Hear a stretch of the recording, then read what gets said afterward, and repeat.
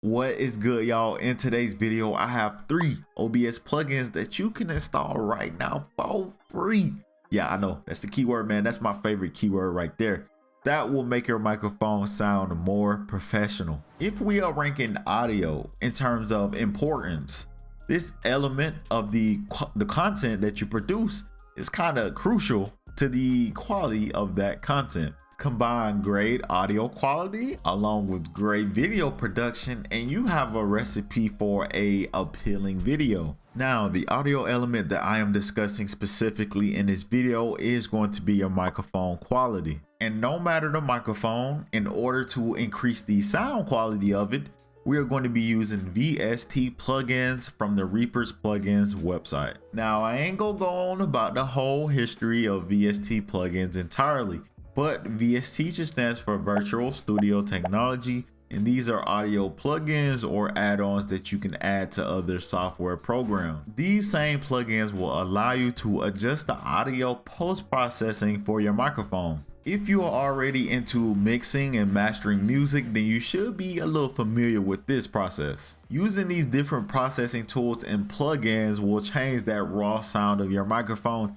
into something that you would hear on the radio station. I personally would think of these plugins as like the toppings to some ice cream, you know what I'm saying? Or like some sprinkles on a cake, something that wouldn't dramatically change the entire product, but more like give it a little oomph, you know what I'm saying? A little kick, fine tune in there. All right, y'all, let's get into installing these plugins. Now, the website I am going to have y'all go to is reaper.fm/reaplugs/.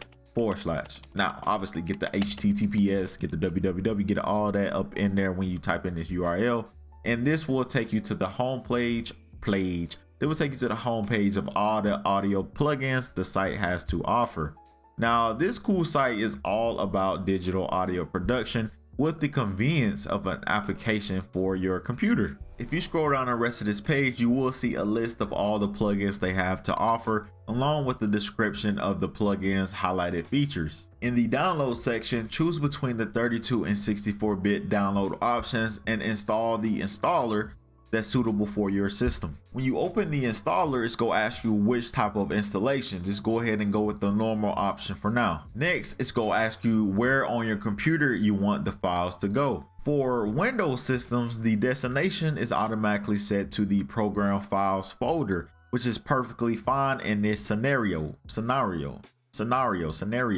y'all say it. If you are using another operating system, then you will need to verify where these files are going and make sure they are in the right place in order for OBS to register them as filters. After this, just close out the process and you are good to go. Next, we are going to open up OBS. Before you start any of this, by the way, make sure that your microphone is working in OBS and make sure that it is actively capturing that audio. When you open up OBS, go to the microphone that you want to apply these plugins to, click the triple dot next to the audio source and select the filters option. This window is where you can add whatever plugins you have installed to your computer. If you want to hear yourself as you are changing your microphone audio, go to the audio mixture section in OBS, click the gear icon in the bottom left corner, locate your microphone and select monitor and output under the audio monitoring section. Click the plus sign to add a new plugin. The first one we are going to be adding is a compressor. Click the VS2 plugin, name it compression. Check the open interface when the active box below the plugin and then select the actual plugin, select Reacomp. REA right here, COMP. Compression is the process of balancing out the highs and lows of audio so that you have a more consistent and dynamic sound to it. An interface menu will appear where you can adjust all kinds of metrics within it, but I just want you guys to kind of follow along with me and apply these settings that I have already played around with. And anytime y'all want to, y'all can go further on with any of these plugins and kind of fine tune it to your specific setup. But first, I adjusted the threshold, which is the point where the compression will start working. This is measured in decibels, and you can also see your microphone levels in green within that slider area.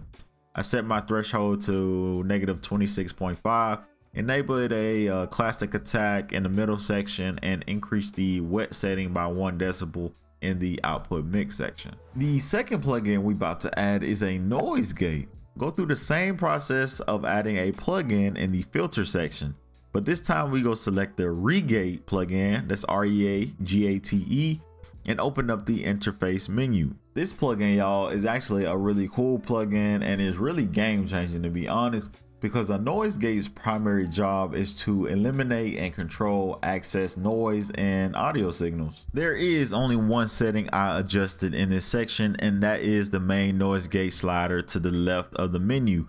I set mine to -33 decibels. Be sure to talk into the mic as you are changing and playing with this setting, because if you cut too much background noise out, you'll see your voice will start cutting in and out, so your voice will start cutting out with it.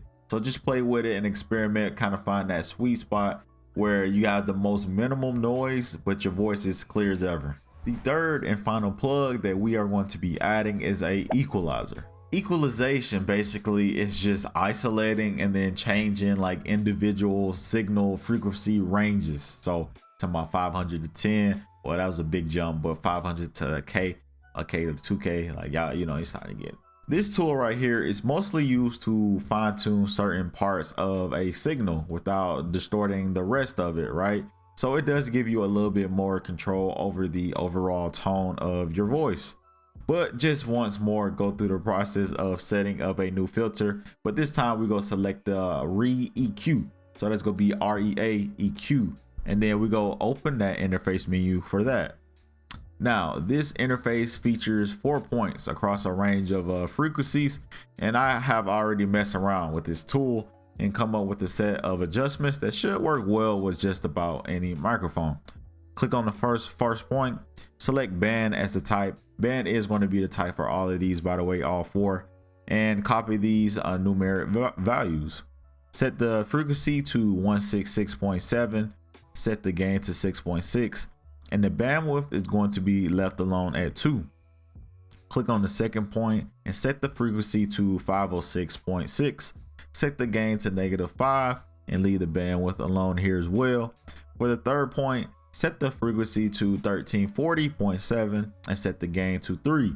And for the fourth point, set the frequency to 6482.5 and set the gain to 2.